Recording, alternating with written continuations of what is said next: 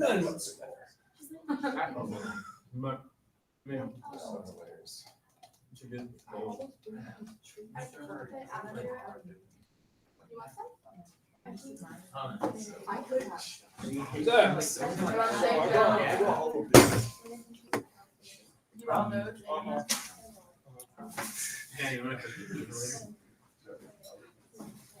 Yes, but I can't have it. All right, so why can't you have any? Did you say you couldn't have any? Me? Yeah. Yeah. Why? I don't know. I have a couple games today. I don't like to I understand. Hey, slow myself down. there you go.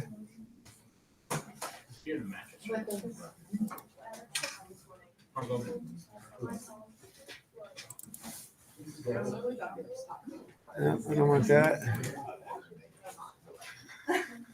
You're literally so amazing in every way. All right, guys. Why is there no one here? Oh, because track. I'm Y'all want to join the party? I feel like y'all a little hiding back there. You want to come on up? It's Friday. Come on. Come on. You just stood there and watched me.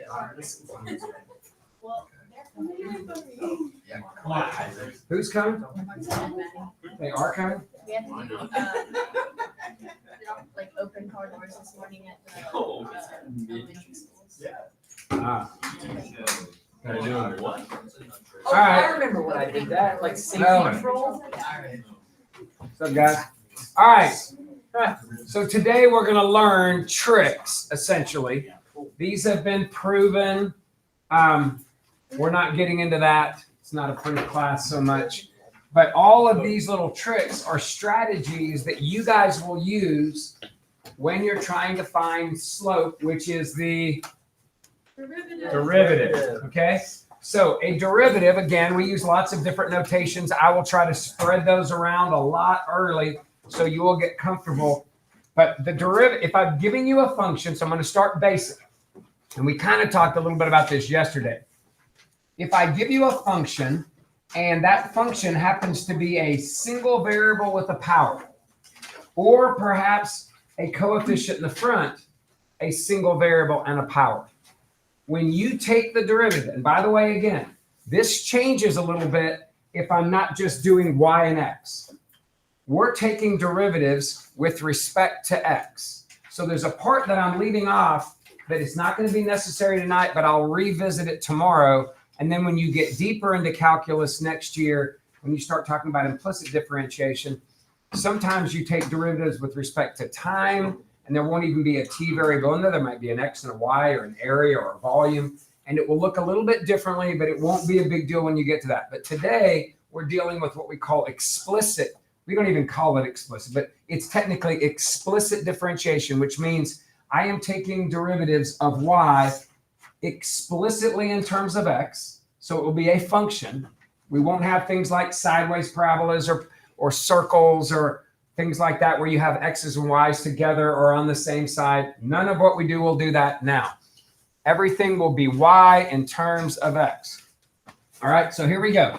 If you have a function that has a variable, a single variable with a power, not a parentheses with variables and then a power, but a single variable with a power, we're going to use what we call the power rule.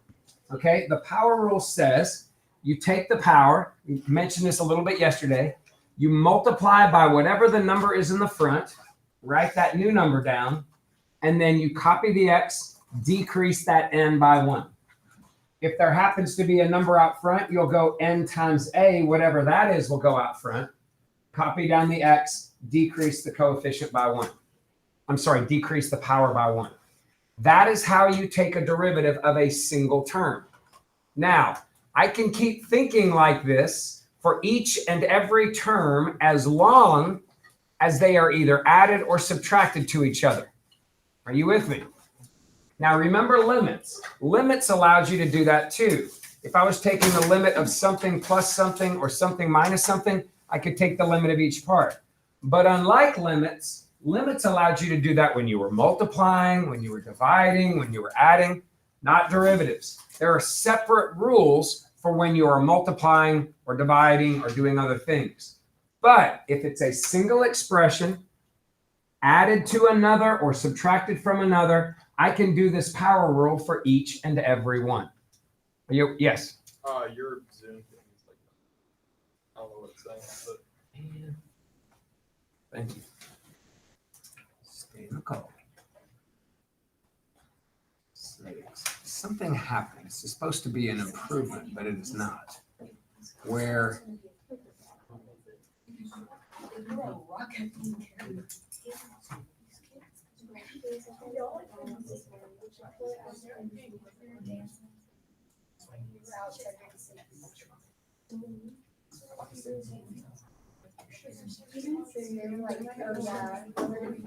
leaves empty calls. That just automatically started happening. Okay, so right here, let me just talk about, I'm going to skip all these other rules for a second, but you can see on this polynomial, I've got a bunch of terms that are added and subtracted from each other. And you can see I took the n. You can't see it from the back, but whatever. I'm taking the n times the a, and there it is. Copy down the x, decrease the n by 1. The next coefficient, power times the coefficient, mb. Copy down the x, decrease the m by 1. I'll keep doing that.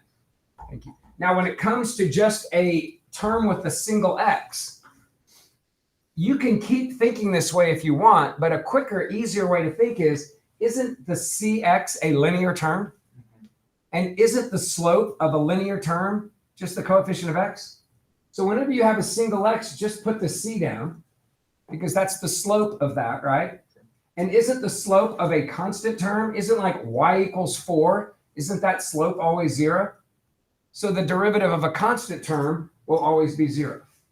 So I don't even think about it. I'm always using the power rule, but whenever I get down to something x, I just write the c, the coefficient, and whenever I see a constant, the derivative of a constant is 0. Because again, we're finding the slope of each term, and the slope of cx plus d is c.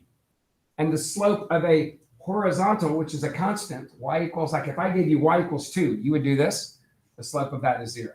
So anyway, when it comes down to those, I don't overly think about it. So real quickly, let's just do, I'm going to jump down a couple of random problems. So if you're looking at 1, 2, 3, all the way through, those are examples, or even 5. These are problems that have variables with powers. So let's apply the power rule to the derivative. So the first one, f of x, I'm going to, and by the way, you need to write f prime of x. Don't just find the derivative and write it down, or people are going to look at that and go, what is this? You need to say what it is. That's really important for the AP test. You're going to be writing all kinds of stuff on your page. You need to kind of walk. You literally need to treat your reader like they're an imbecile, like they don't know anything, and you are spelling it out to them. Okay? So you're going to like, hey, here's my derivative. See, I called it the derivative. And then you label the derivative. So the derivative of x to the 6th would be 6x to the 5th. All right, number 2, the derivative of this would be what? 12x cubed minus 6x squared plus 10x minus 8. And I don't even worry about the negative 11. It's a constant. Remember that, constant.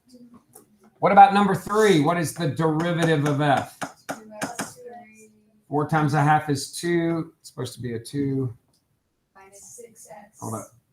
There we go. So 2x cubed minus 6x, constant 0. What's the derivative of 4a? 0. What's the derivative of 4b? 0. Why? Because that's a number. Because e is a number, about 2.7, and 2.7ish to the 4th is a constant, right? Be careful on that. If e, or you can see on the next one, pi is a what? Number. So that's a constant term. The derivative of any constant is a 0. All right, what about number 5? Now, number 5 is a little different, and that you see x is in the denominator. Now, you will later learn something called a quotient rule. And a quotient rule will let you deal with that like it's a quotient. But couldn't we, if it's just a single x, move that x part to the top and make it a negative exponent? So if I did that, notice this is not the actual derivative here. This is just me rewriting it. I could make that x squared an x to the negative 2 on the top.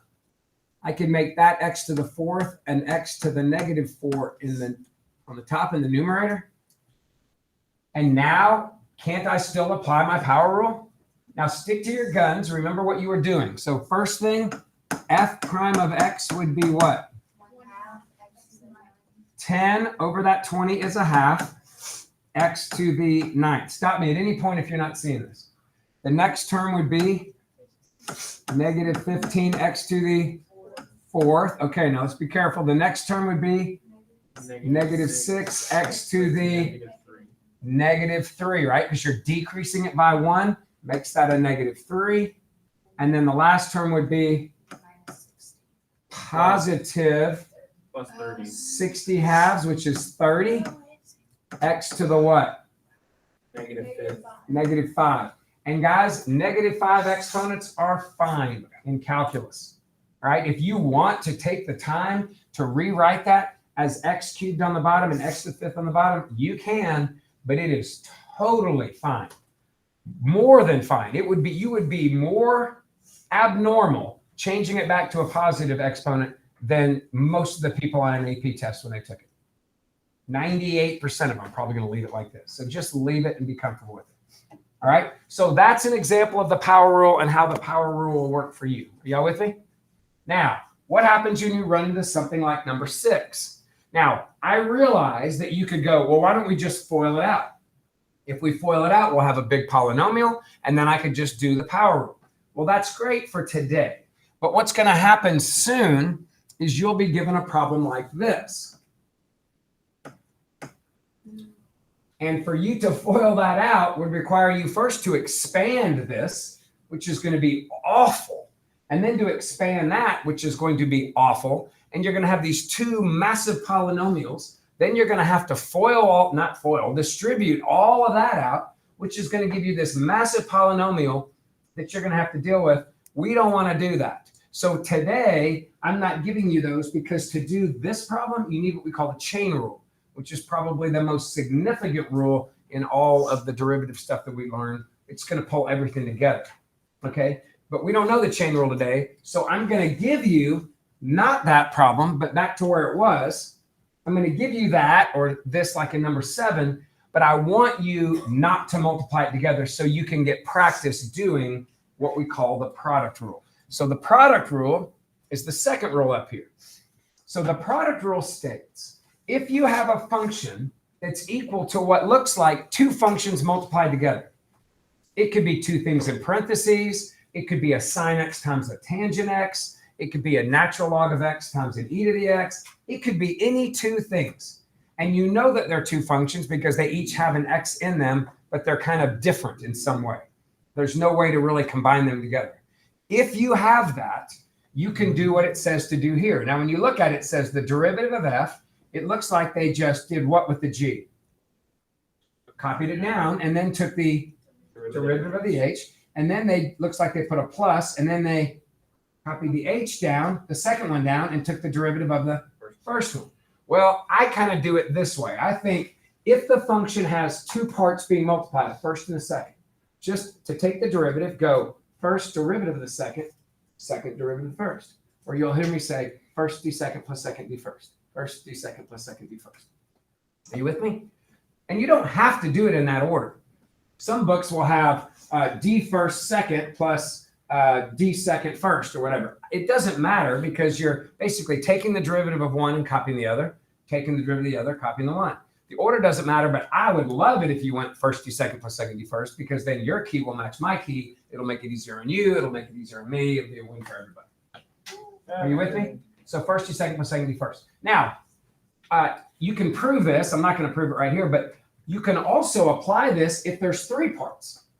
If there's three things multiplied together, you can literally take the derivative of the first, copy the second and the third, take the derivative of the second, copy the first and the third, take the derivative of the third, copy the first and the second. You could do this all day long as you're adding each of those parts together. So theoretically, you could do it like An infinite number of times. And I didn't even know about that rule. I used to tell people, if you happen to have three parts, like say you did have a third part right here. If you did have a third, I used to teach them you would have to group like this and go first, D second, and then plus second. And then to do the D first, you have to go up first to second, second D first, embedded in there. I used to teach them to do that. And then I realized, wait a minute, if you simplify it, you got that thing that I just showed to you. So you'll see that as we get deeper into this stuff. You really don't see that. You won't run into that on an AP Cal test, but you will see little product rules like this. So I'm going to teach derivatives way harder than you would ever see on an AP Cal test in terms of the actual just taking a derivative, but it'll make what you see in AP Cal just child's play. All right. So let's take a look at the product rule. So you can see on 6 and 7, you have two things multiplied together, and rather than 4, oh, and by the way, we are not simplifying any of this stuff. We're going to take the derivative and leave it. So don't feel like you have to take the derivative and then FOIL it all together. And the reason why is what you end up doing in calculus a lot, you're taking the derivative for a reason. Most of the time, you're taking the derivative to find a maximum or a minimum value on a curve. What happens typically at a maximum value? What is your slope doing at a max? 0. It's going to 0. So a lot of times what we do is we take a derivative and we set it equal to 0, and then we solve. Well, sometimes it's easier to take the unsimplified part and factor it than it is to simplify it and then try to factor it. So simplifying is not necessarily the best plan for you. Just foiling it all out and using your PEMDAS rules, it's not always the best plan. Sometimes it's a better plan to take what you have unsimplified and factor it from there. So because of that, I want you to simplify anything we're doing, unless it explicitly says simplify this problem. All right. So anyway, let's take a look at number 6. So to take the derivative of 6, I'm going to go what? Copy down First, so copy it down. And then times the derivative of the second. And what is the derivative of just that second part? 3x squared. Sometimes on my keys, you'll see a bracket with the 3x squared. You do not have to have a bracket on there. I'm using a bracket initially sometimes, and I don't even, maybe that's not true anymore. I might have redone all my keys. But sometimes I put a bracket to kind of show you, oh, that's the part I took the derivative of. All right, so, but you don't need that. So first D second, and then you put a plus, and then you do what? Well, you can, but that's not the way I have it. First to second plus second, copy the second, and then take the derivative of the first, which would be 2x plus 2. And again, your order doesn't matter so much on this, but if you want your key to match my key, you'll go first to second plus second to first. You just leave it at that? Yeah, that's what I said. We are not simplifying. So if that's a gift, great. But if you do anything more, there will be nothing on the key for you to check your work, and I won't even look at it, to be honest with you. You could butcher it. You could be like, I'm going to simplify the crap out of this. I am literally not looking beyond that. So you're just completely wasting your time. All right, look at number 7. The derivative of this function is what? First. So I'm copying that down. Times 5. And again, you don't have to put a bracket on the 5. I'm just kind of showing that plus 5x minus 1 times negative 6x to the negative 3 minus 4x first d second plus second d first. Now, that's the product rule. Now, sometimes you're going to run into stuff like 8, 9, 10, and others where it looks like you're dividing. Now, some people go, oh, well, if you're dividing, I could just take that whole bottom part, swing it up to the top, and make it a negative exponent. And then I could use the product rule.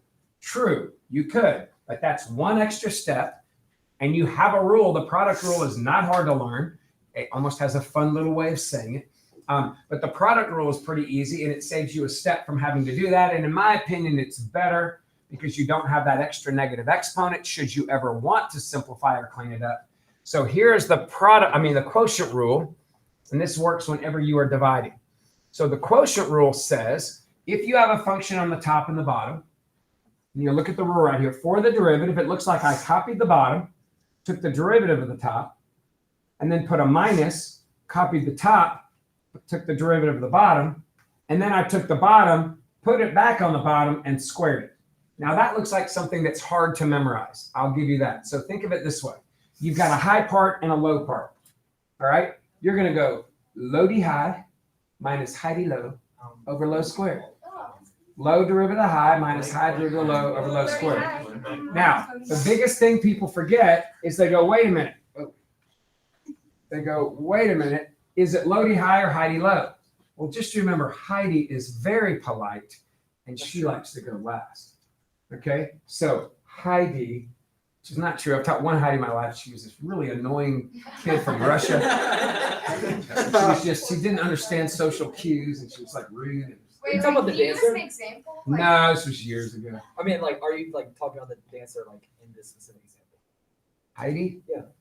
No, her name, I'm not going to say her last name. Not that you would know it unless she's moved back to the community. Wait, what's she like? What would she do? What's she like?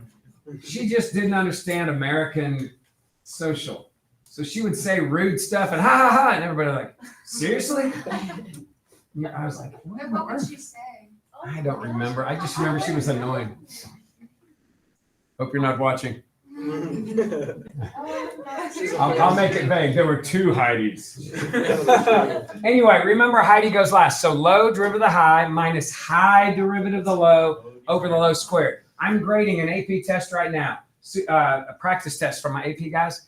And super easy question were 2 points. It was a simple product rule. And I had at least a third of each class go low d high minus high d low and just forgot the low squared.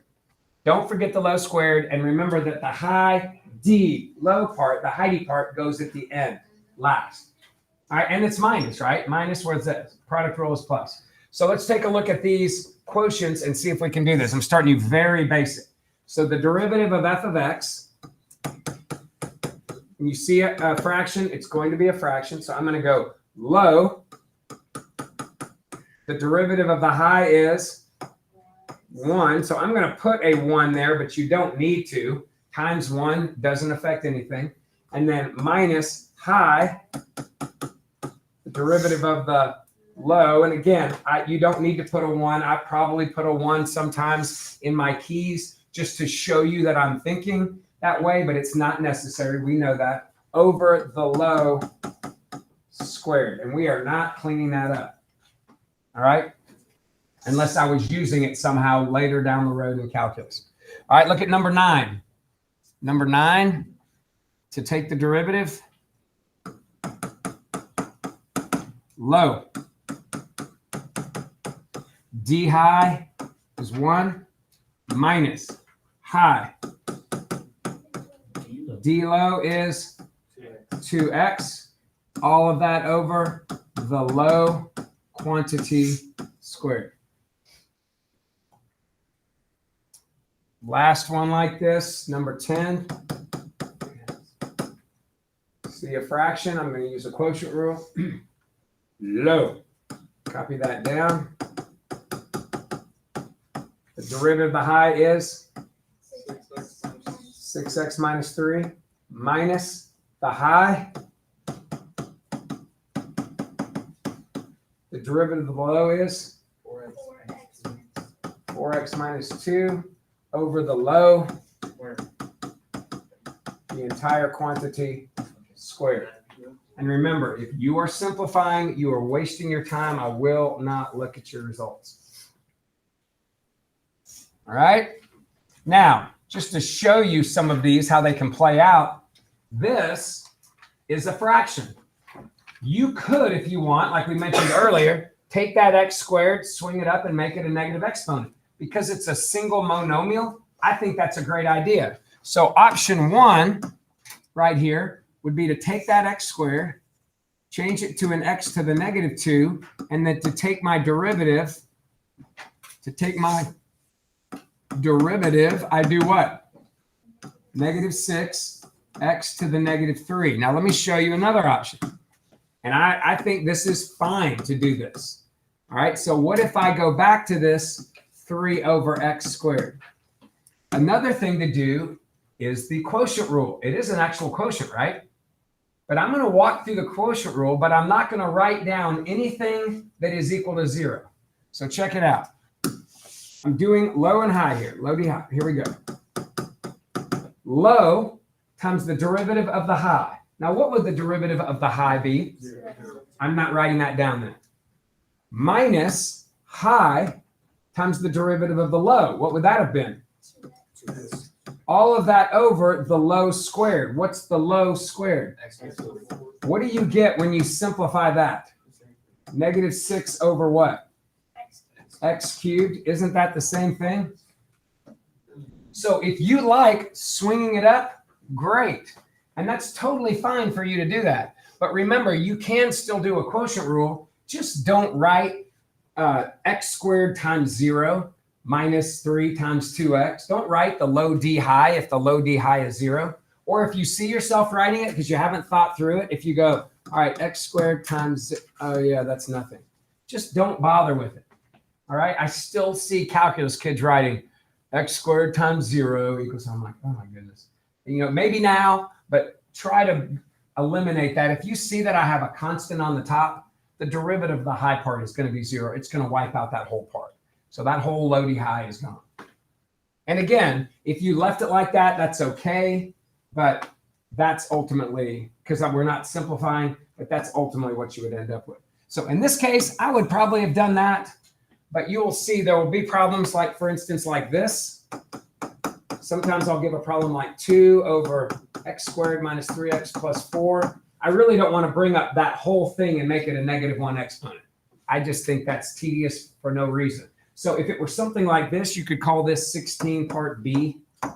If I was doing this, I would just say, all right, what is low d high? 0. Gone. Minus high d low, 2x minus 3 over the low squared. Are y'all seeing that? Low d high would have been gone, so I didn't write it, minus the high d low over the low quantity squared. Now walk away. Perfectly happy.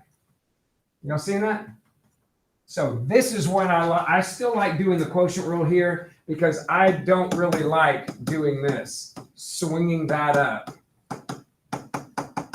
and making it a negative 1 exponent. You can't even do this today because you don't know the chain rule.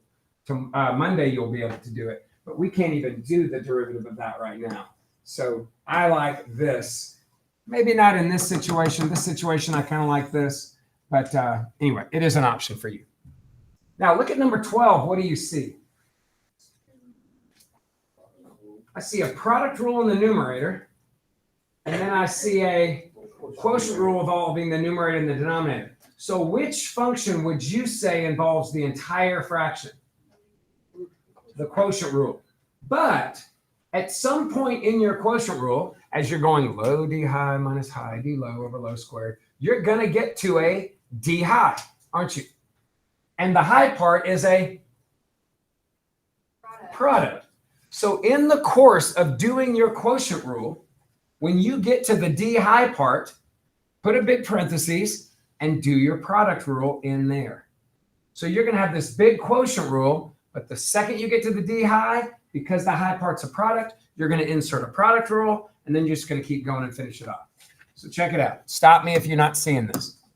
All right, and this would be considered tricky. Now, again, if you're looking at this and going, well, couldn't I just avoid that by distributing that in? Yeah, today you could, but on Monday, when I change that to 2x minus 3 to the 10th, you're not going to be able to distribute that in because you would have to deal with the exponent before the multiplication, and you don't want to deal with the exponent.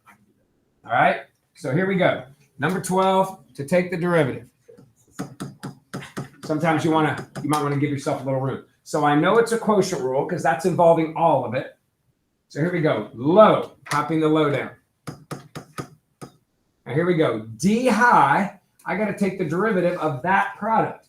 So I'm going to put a big parentheses or a big whatever, enough to hold a first to second, but second to first in there. Okay? Now, if you want to wait and come back to that, you could go low. All right, this is going to be my D high minus my high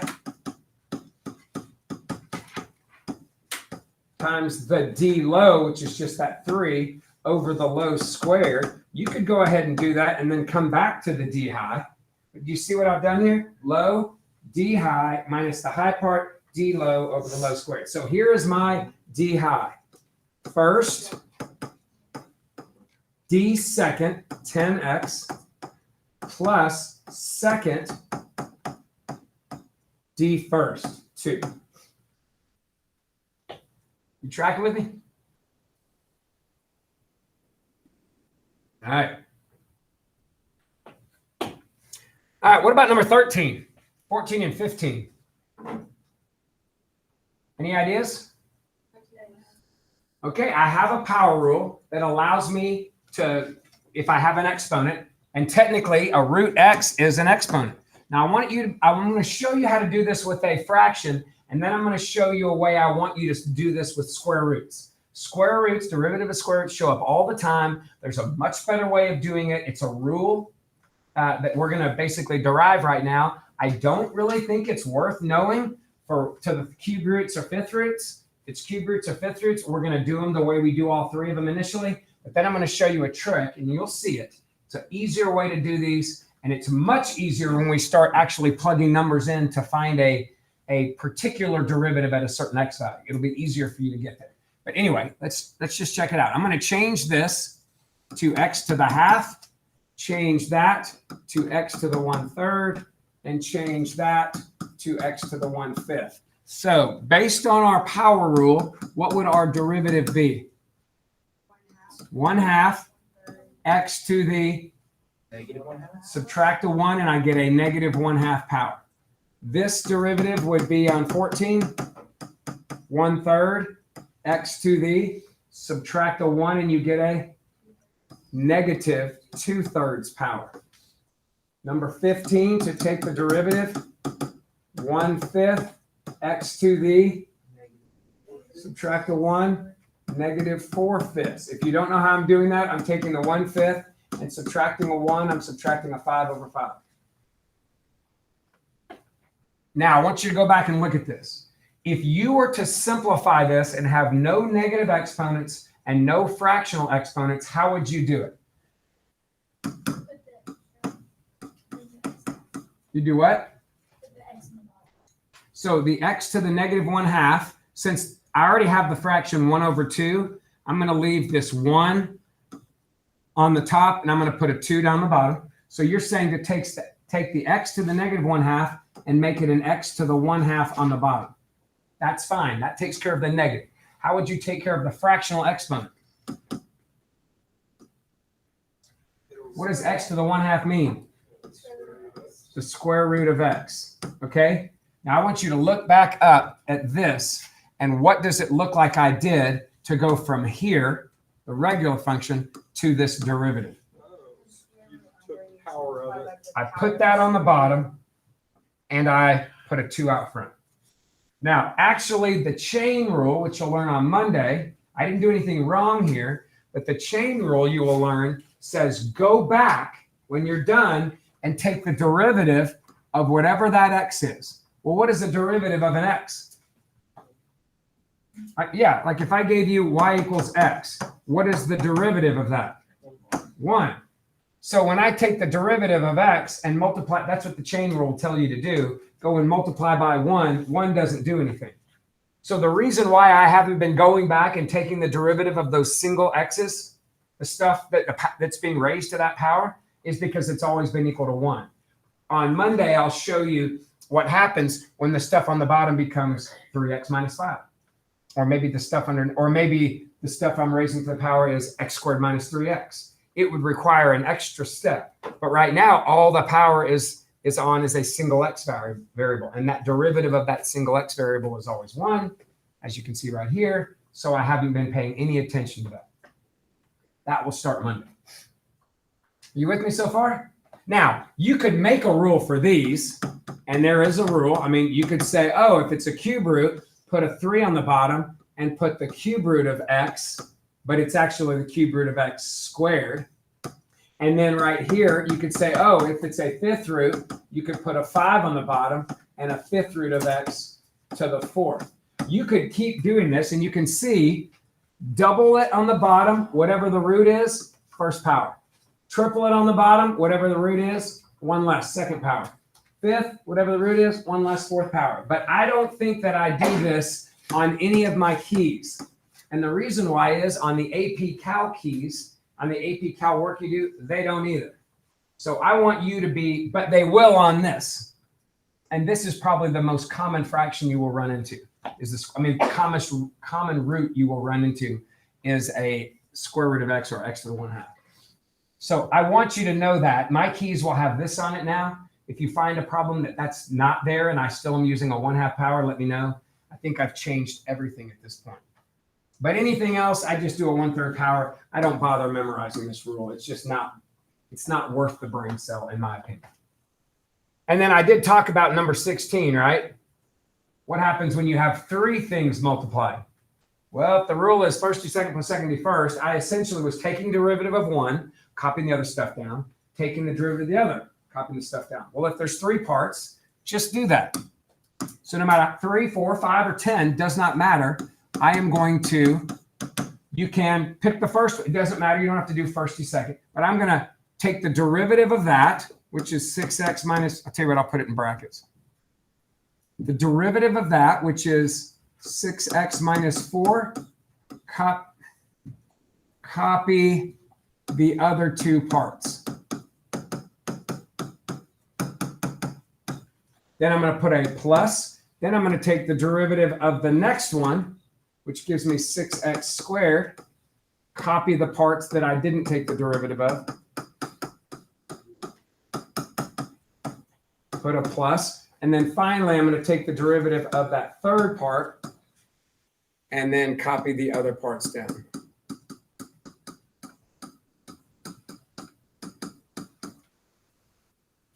Are you with me?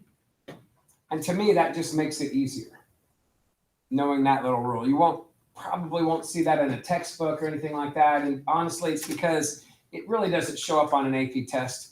Maybe I don't even have a memory of it showing up. I'm saying maybe. But I have no memory of where you have 3 of them and you're having to do that. Yeah. In the future, like calc class, will we ever have to simplify these? Yes, but they won't ever be this nasty. Like normally it ends up being like a little product rule. Like, again, it'll be easier for me to show you this, why I'm not simplifying now when we get into some of this work. It's more realistic. But I'm just trying to overwork you. Believe it or not, I used to make derivatives way harder. Like when I did not teach Cal, I was just a pre-Cal teacher. And I was like, man, my kids are going to know derivatives. I would have problems where I'd say, take the derivative, or I would give a bonus point if you could write your answer, or bonus points if you could write your answer on one horizontal line. And I would have people like, sharpen up their pencils, nice and get in there and start writing. I never had any, actually, I did have one kid. He was so mad, but he comes in there and he had really legible handwriting. He comes in there and he starts his derivative on the far left and he's writing like this. And I can technically read it and he writes it and he gets to the very end and it was a quotient rule at the end. So it was over low squared. So he gets to the very end and he draws a line and puts low squared. I'm like, that's 2 lines. And he goes, that's exactly what he said. And I'm like, dude, 1 line. He said, you could have put it in parentheses and said divided by squared. And he was so angry. I thought it was kind of funny. Anyway, that's how bad they were. You will run into some derivatives where as you're writing, you will run out of space. All right. And just because you write a little bigger, or maybe because I normally, if it's really long, I'll put just the line on the left of the problems. I won't put like 2 problems per line. I'll give you space. But if that happens, if you get to the end, we'll just put a times or a plus or a minus, come back there, finish it up. And then if you had to go divide by low squared, just divide the whole thing by low squared or something. All right. So don't worry about that. You'll see even sometimes that on my keys for whatever that's worth. All right. So that's power, product, and quotient rules. I might have had a couple others. Hold on. Nope, I think that's all I have for today. Let me double check.